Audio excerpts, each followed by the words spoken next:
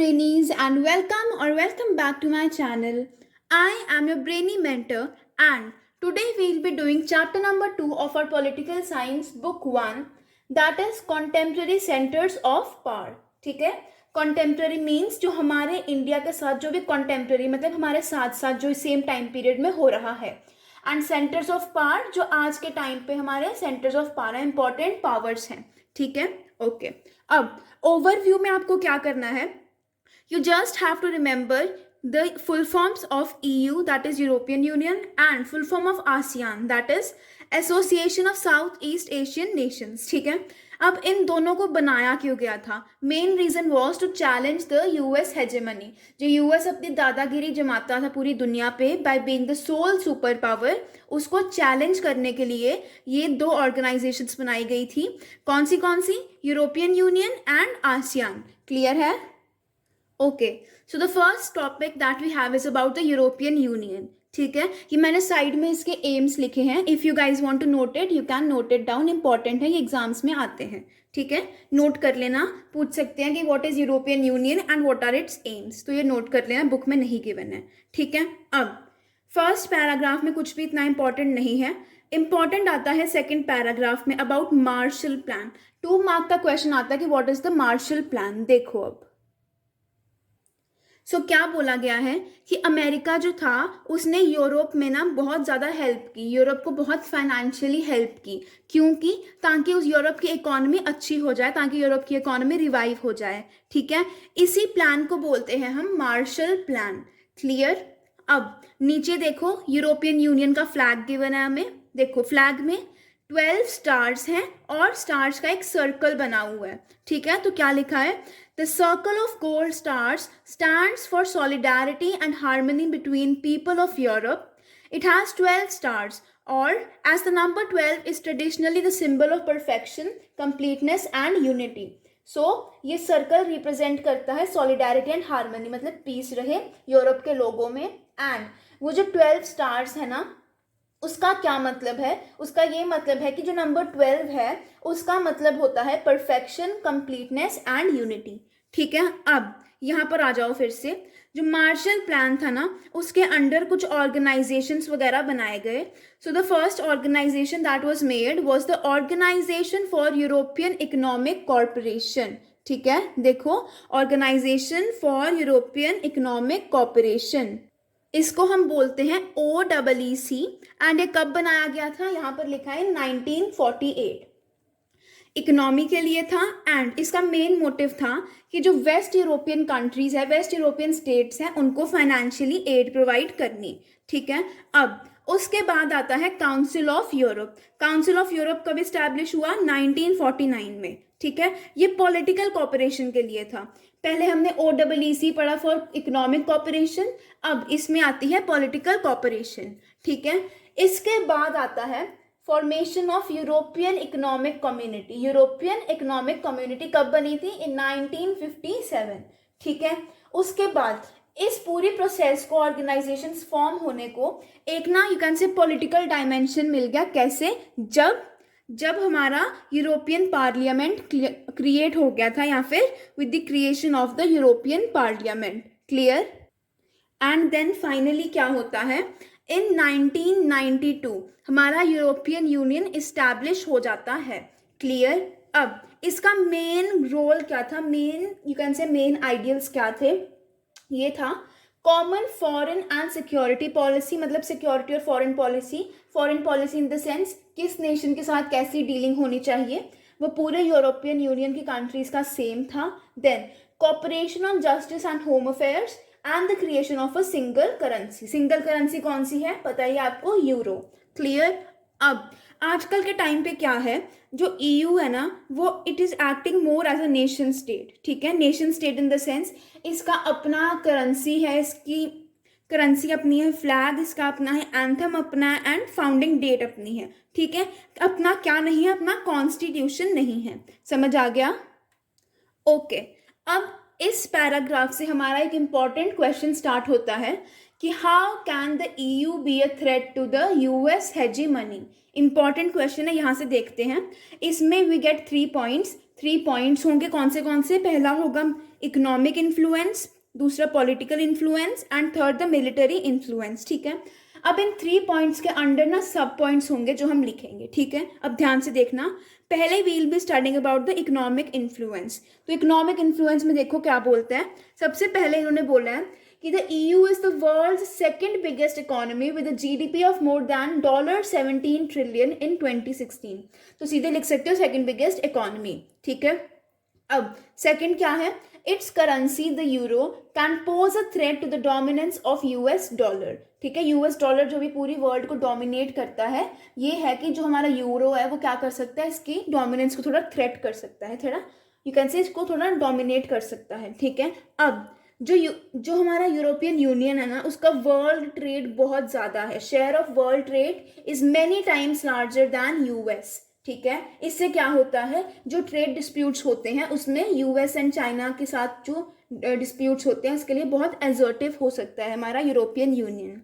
और क्या बोला है, it also functions as an important bloc in international economic organizations such as the World Trade Organization। World Trade Organization का भी एक important part है। Clear?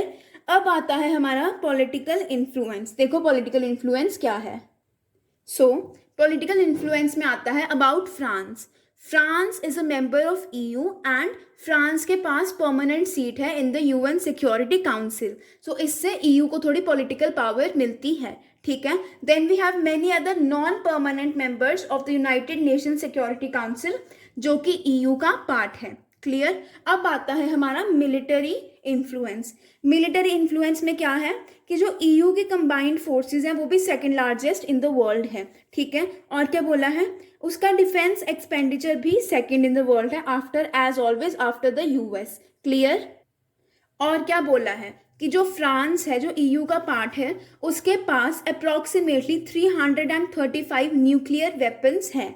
ठीक है, एंड वन मोर पॉइंट कि it is also the world second most important source of space and communications technology. ठीक है, space and communications technology का भी ये सेकेंड इंपॉर्टेंट सोर्स आता है।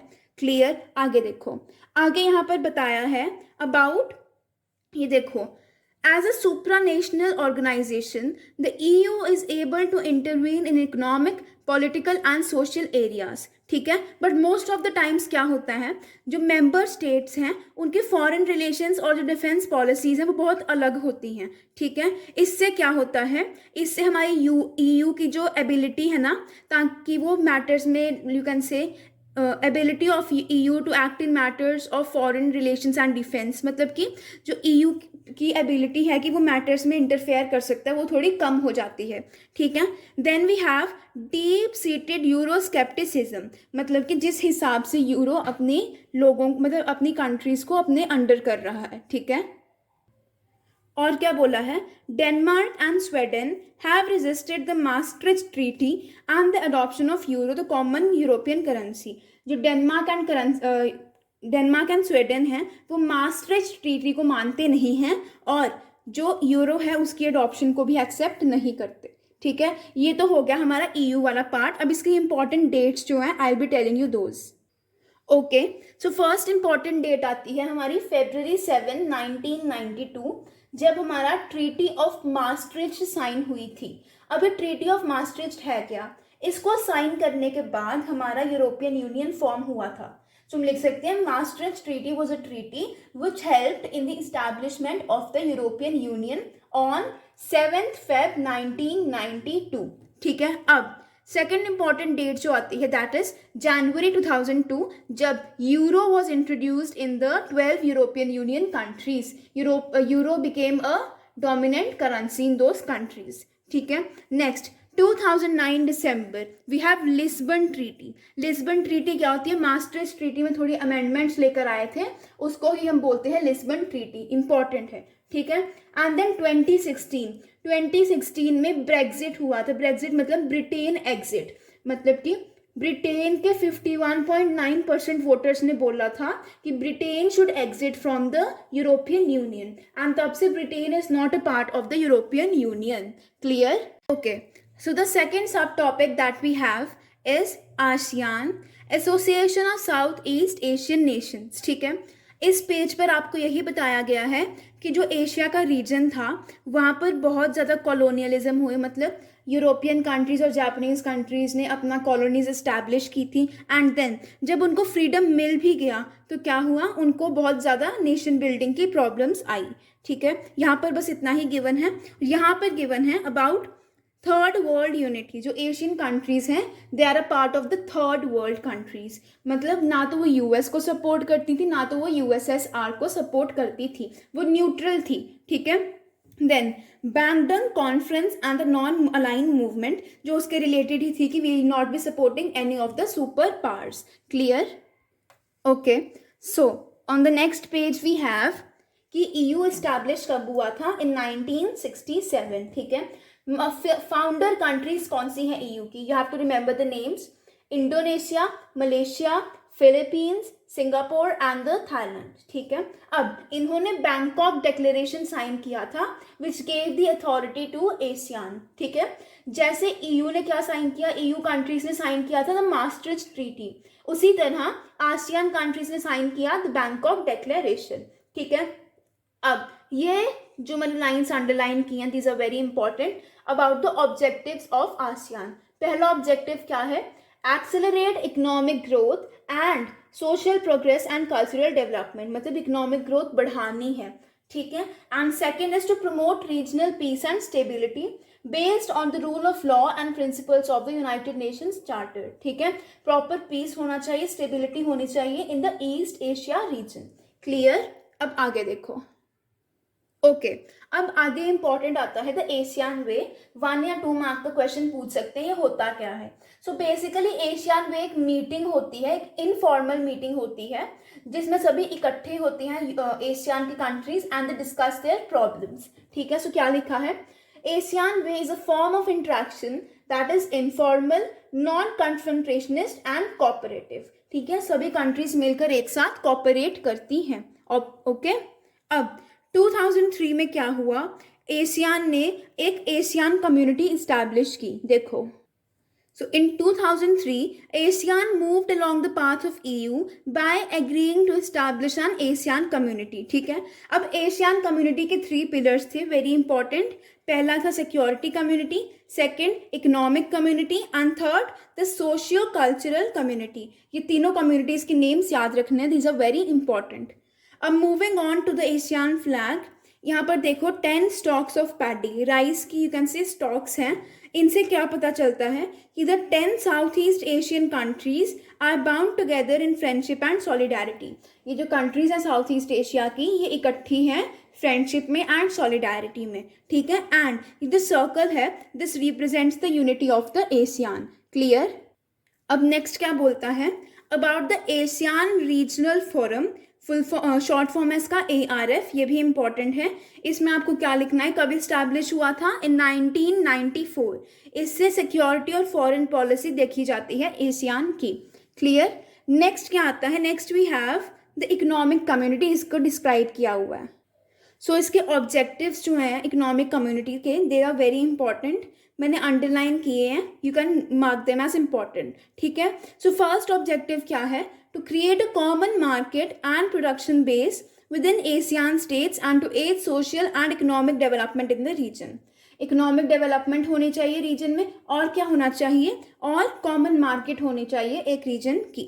ठीक है, और क्या है, to improve existing ASEAN dispute settlement mechanism to resolve economic disputes. Economic disputes भी अच्छे से प्रॉपरली रिजॉल्व हो जाने चाहिए. ठीक है, अब बहुत सी कंट्रीज ने FTA ज्वाइन किया है एशियन के साथ. FTA is your free trade area. Clear?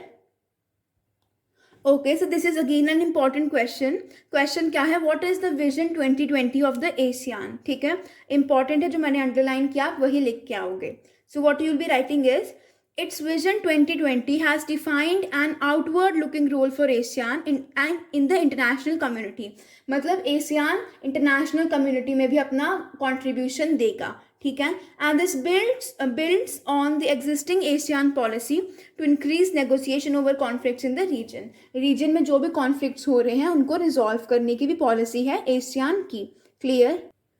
अब यहाँ पर हमको इंडिया के बारे में बताया है कि what is the relation of India with the Asian countries. तो क्या बोला है, इंडिया ने ट्रेड एग्रीमेंट साइन की हैं with Malaysia, Singapore and with Thailand. ठीक है, अब इम्पॉर्टेंट डेट आती है 2010 में क्या हुआ था, Asian India FTA came into effect. Asian और इंडिया के बीच में एक फ्री ट्रेड एरिया बन गया था, which is very important date. ठीक है, अब नेक्स्ट टॉपिक आता है rise of the Chinese economy.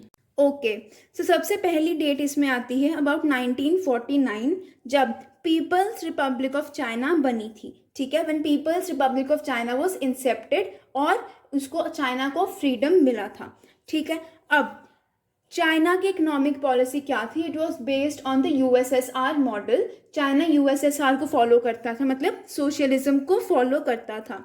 सो क्या बोला है, the model was to create a state owned heavy industry sector from the capital accumulated from agriculture. मतलब एग्रीकल्चर से जो भी पैसा आ रहा है, जो भी प्रॉफिट आ रहा है, उससे इंडस्ट्री सेक्टर को आपने बढ़ावा देना है, उसको यू कैन से ग्रो करना है इंडस्ट्रियल सेक्टर को। ठीक है, सो अब क्या बोला है कि 1970s में चाइना ने अपनी इकोनॉमी को थोड़ा रिवाइव करने की कोशिश की, बिकॉज देखो USSR भी डिसइंटीग्रेट हो गया था, ना, हमने फर्स्ट चैप्टर में पढ़ा था कि USSR डिसइंटीग्रेट हो गया क्योंकि वहाँ पे इकोनॉमी इतनी अच्छी नहीं थी, उनका सोशलिज्म इतना अच्छा नहीं चल रहा था। ठीक है, सो चाइना ने सोचा कि हमारी प्रॉब्लम्स आने से पहले ही we should start resolving them. तो चाइना ने क्या किया, चाइना ने यूनाइटेड स्टेट के साथ रिलेशंस इस्टेब्लिश किए इन 1972। अब चाइना के लीडर थे झो एनलाय। उन्होंने क्या किया, ही प्रपोज द 4 मॉडर्नाइजेशंस, मतलब ऐसी 4 चीजें जिनको मॉडर्न करना है। कौन सी, agriculture, industry, science and technology and military. कब किया था, 1973 में। क्लियर। अब 1978 अगेन एन इंपॉर्टेंट क्वेश्चन, जो हमारे डेंग जाओपिंग थे उस टाइम पे लीडर, उन्होंने ओपन डोर पॉलिसी की थी। Important question, very important question कि ओपन डोर पॉलिसी क्या थी। It means to establish relations with the other countries. Open door का मतलब क्या होता है, खुला दरवाजा, है ना। सो पहले जो चाइना था उसकी इकोनॉमी क्लोज्ड इकोनॉमी थी, बाकी कंट्रीज के साथ कोई लिंक नहीं था, बट चाइना ने अपनी इकोनॉमी थोड़ी सी ओपन की एंड बाकी कंट्रीज के साथ भी लिंक्स इस्टेब्लिश किए। क्लियर। ओके, अब ये इंपॉर्टेंट डेट्स हैं फिर से कि 1982 में चाइना में एग्रीकल्चर को प्राइवेट किया गया एंड 1998 में इंडस्ट्री को प्राइवेट किया गया। Very important dates. अब जब एग्रीकल्चर को प्राइवेट किया गया उससे क्या हुआ, एग्रीकल्चरल प्रोडक्शन बढ़ गई एंड लोगों की जो सेविंग्स थी वो भी इंक्रीज हो गई। अब जब सेविंग्स इंक्रीज हो जाती हैं तो क्या होता है, इंडस्ट्री भी इंक्रीज हो जाती है, रूरल इंडस्ट्री में ग्रोथ आ जाती है। अब क्या होता है, चाइना 2001 में China becomes a part of the World Trade Organization. ठीक है, यहाँ पे it is given World Trade Organization in 2001। ठीक है, अब कुछ डिसएडवांटेजेस भी हैं। क्या डिसएडवांटेज था कि अनएम्प्लॉयमेंट बहुत बढ़ गई है, और क्या डिसएडवांटेज था, इन्वायरमेंटल डिग्रेडेशन, इन्वायरमेंट बहुत खराब हो गया है, करप्शन बहुत इंक्रीज हो गई है और इकोनॉमिक इनइक्वालिटी बहुत ज़्यादा हो गई है। क्लियर। अब इंडिया चाइना रिलेशंस। ठीक है, अब स्टार्टिंग में क्या था, जब इंडिया को इंडिपेंडेंस मिल गई तो एक स्लोगन बहुत पॉपुलर था, दैट इज हिंदी चीनी भाई भाई। बट कुछ टाइम के बाद मिलिट्री कॉन्फ्लिक्ट हो गया दोनों कंट्रीज के बीच में। अब चाइना ने 1950 में तिब्बत पे कब्जा कर लिया, चाइना कॉन्कर्ड तिब्बत। ठीक है, एंड क्या किया, साइनो इंडियन बॉर्डर को भी अपने कंट्रोल में कर लिया। ठीक है, अब 1962 में चाइना और इंडिया के बीच में बॉर्डर कॉन्फ्लिक्ट हुआ था।